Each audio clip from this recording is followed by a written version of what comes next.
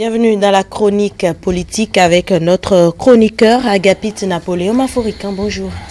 Bonjour Lali, bonjour Chris et bonjour à tous les téléspectateurs. Voilà, bonjour à vous, bienvenue sur ce plateau pour la chronique politique de ce jeudi.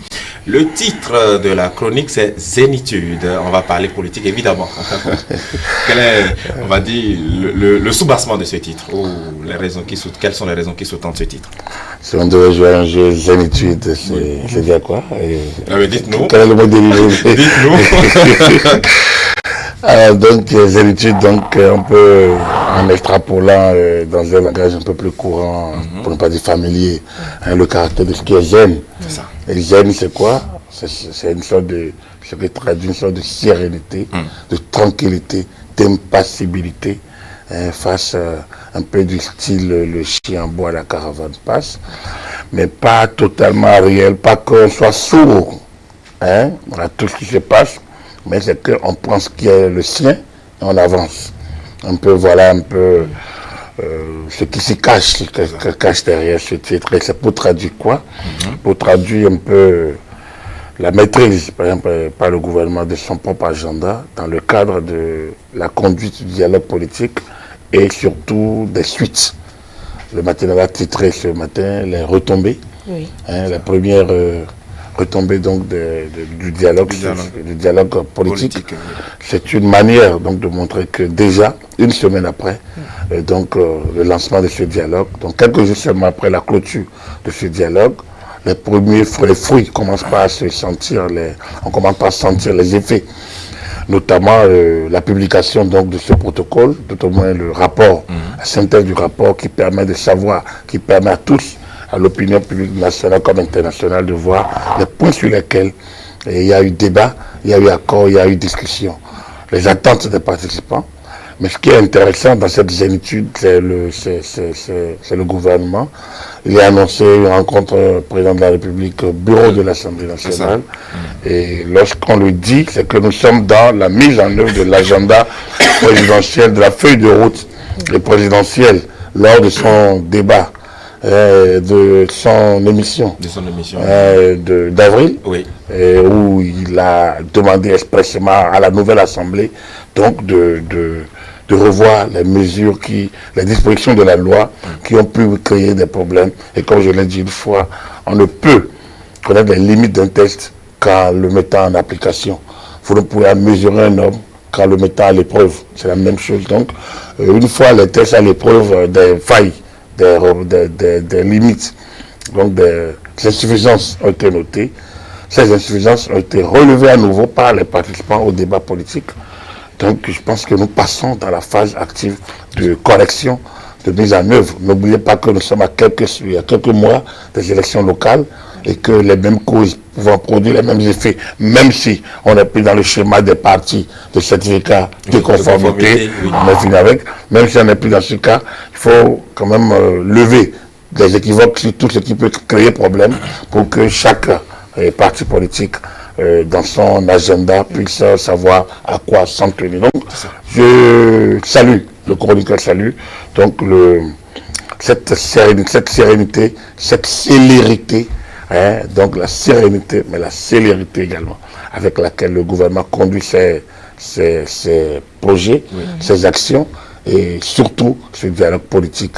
Regardez, hier sur le plateau de Etlé, j'ai vu Fred Renou, du FCDB, et en face donc d'un cadre à Saint-Cébou de l'UB, et qui avait presque le même langage, alors que le FCDB est une opposition, même si elle est beaucoup plus souple, on peut le dire, c'est une opposition, on les appelle opposition modérée, ils s'écartent un peu, ce ne sont pas des soutiens inconditionnels du gouvernement, mais ils analysent, et lorsque vous l'écoutez, qu'il salue un peu, il salue comment le dialogue a été conduit et comment le président gère cette question. Je pense que, contrairement à ceux qui enfourchent donc d'autres outils, de trompettes pour pouvoir prendre la distance de ce qui se fait, je pense qu'il n'y a rien de meilleur qui puisse être fait actuellement que la manière dont le gouvernement conduit ce dossier qui mérite d'être salué. Et vous l'avez dit en Conseil des ministres d'hier, le gouvernement qui a exprimé justement sa volonté de passer à l'acte, puisque le chef de l'État ayant reçu le rapport de ce dialogue politique, il faut maintenant passer à l'acte concrètement. Vous l'avez d'ailleurs dit sur ce plateau le lundi passé. Alors cette rencontre qui aura lieu entre le président de la République et le bureau de l'Assemblée nationale, à partir d'aujourd'hui déjà, quel présage cela augure-t-il concrètement? Je pense que le chef de l'État conduit la politique de la nation, l'Assemblée nationale traduit cette politique à travers les textes de loi, les recommandations, les autorisations de ratification et autres mesures. Donc, en principe, lorsque le gouvernement exprime une attente, l'Assemblée l'analyse. Si cette attente est exprimée en termes de projet ou de projet de loi. Alors dans le cas d'espèce, le président, je pense que ça fait partie des rencontres, des consultations, des échanges entre institutions. Sinon, le bureau de l'Assemblée nationale ne reçoit pas d'instruction du chef de l'État ni de pression. Mais il est autorisé que la séparation des pouvoirs n'est pas le conflit des pouvoirs, donc il peut y avoir des dialogues entre les pouvoirs, et c'est justement, donc on peut dire que après le dialogue politique, entre les acteurs politiques, il y a bien le dialogue politique entre les institutions politiques, parce que le chef de l'État est autant tout cela. Il a une institution politique, il a une institution sociale, il a une institution culturelle, il est toute l'institution. C'est l'englobant de tout, lui à lui. Mais quand vous allez au Parlement, le Parlement c'est d'abord une institution politique. C'est une institution, mais c'est la plus politique de toutes. Parce que c'est là que s'expriment les forces politiques appelées à animer la vie politique. Et cette vie politique, lorsqu'elle est traduite par des élections régulières, donc on a des députés élus de la nation qui votent les lois et contrôlent l'action du gouvernement. Et là, les débats qui se font sont des débats d'abord politiques.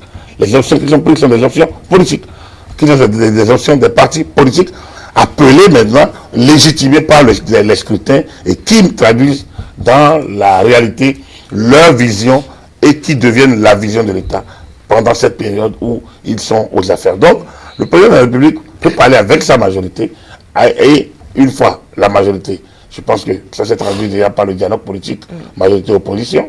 Maintenant, au Parlement, instruire peut-être, échanger, voir avec le bureau de l'Assemblée comment ces dossiers peuvent être mis en œuvre de manière cohérente pour qu'il y ait une sorte également de célérité au niveau de l'Assemblée nationale.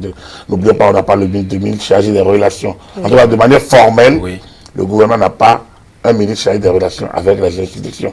Sans doute que quelqu'un en assume la charge, mais de manière formelle, il n'y en a pas. Donc, le président de la République lui-même prend la mesure, va au charbon, comme on le dit. Mais les gens ne vont pas faire un procès au président, c'est comme s'il était en train de s'immiscer dans le fonctionnement du Parlement. Non, c'est pas ça. Il ne se vise à rien, puisqu'il ne vote rien, et puisqu'il ne siège pas, puisqu'il ne convoque pas le bureau au palais de la présidence, il ne les convoque pas, il ne les instruit pas, ils échangent, ils dialoguent dans toutes les institutions de la République, dans tous les pays du monde entier, les plus démocratiques possibles, il y a le dialogue des institutions. On peut, et le chef de l'État, garant de l'unité nationale, garant du respect des lois de la République, garant de la stabilité des institutions, peut demander à rencontrer n'importe quelle institution. Après, il appartient à l'institution dans l'exécution et dans le fonctionnement de s'affirmer. Et dans le cas d'espèce qui ne nous échappe pas, que par cette législature, c'est l'UP, le BR. Il ne faut pas qu'on se leurre. C'est eux qui sont là. C'est la majorité proche du président de la République. Donc, il y a une sorte déjà d'affinité institutionnelle. Il est normal. Et même s'il n'y avait pas cette affinité, quand le président de la République demande à rencontrer le bureau de l'Assemblée, le président de l'Assemblée se met à disposition. On l'écoute. Les membres du bureau qui ne veulent pas être là ne seront pas là. Ceux qui veulent y être, ils seront. Ils écoutent, ils opinent comme ils veulent. Et quand le chef de l'État va partir, ils aviseront. C'est ça l'indépendance de l'institution. Donc vous allez, vous écoutez le chef de l'État. Dire non n'est pas normal, n'est pas républicain, n'est pas du tout. Et donc, Même quand vous êtes de l'opposition, regardez en France, c'est quand même notre référence d'une manière ou d'une autre. Quand le chef d'État me convoque ou invite le Front National, même au pire moment où il y a encore les coalitions, quand dit Front républicain contre le Front National, ils y vont. Ils y vont parce qu'ils estiment que ce n'est plus la personnalité, l'individu chef de l'État, c'est l'institution chef de l'État. Ce n'est plus le chef de clan, c'est le chef de parti qu'il fut, c'est l'institution. Donc, lorsque le chef de l'État prend ce type d'initiative, on l'écoute. Et je vous l'ai dit, en intervenant après les élections législatives, le président, garant donc, du respect des institutions, garant du respect des lois de la République, il a dit que l'Assemblée nationale qui va s'installer, qui est composée essentiellement des députés proches, on doit supposer proches et se réclamant de ça, que l'Assemblée doit rapidement prendre des tests pour corriger ce qui doit être. La ville ne se limite pas aux législatives d'avril 2019. On a de nouvelles élections qui pointent. Donc, ce qui compte, c'est qu'on traduise dans la réalité les propositions, les recommandations, les accords du dialogue politique. Ce qui a fait l'objet d'accords doit pouvoir normalement être traduit dans la réalité. Je pense qu'il y a un certain nombre de propositions qui ont été faites en ce qui concerne les tests, les dispositions qui ont été mal comprises ou mal montées ou souffrent d'insuffisance. Bon, ça, c'est au Parlement. Ensuite, il y a d'autres initiatives qui relèvent peut-être du pouvoir réglementaire du chef de l'État et qu'il avisera à prendre. Donc, il y en aura sans doute qui feront un procès naturellement en ingérence, comme d'habitude. Mais il faudrait simplement leur dire de regarder ailleurs, autour d'eux, que la séparation des pouvoirs n'est pas le conflit des pouvoirs, c'est plutôt le dialogue des pouvoirs, normalement. Donc, que les pouvoirs se retrouvent, échangent, c'est une très bonne chose. Il faut saluer plutôt que, au lieu que les conclusions du dialogue politique soient mises dans les tiroirs, comme d'habitude, on met en place une commission encore pour les analyser, qu'on soit passé rapidement aux actes. Je pense que c'est une leçon de gouvernance pour ceux qui peut-être aspirent à ces charges aujourd'hui ou demain. Merci Agapit Napoléon Maforican pour la chronique politique. Est-ce que j'ai fait preuve de zélitude? Effectivement, comme le dit le titre d'ailleurs de la réflexion de ce matin.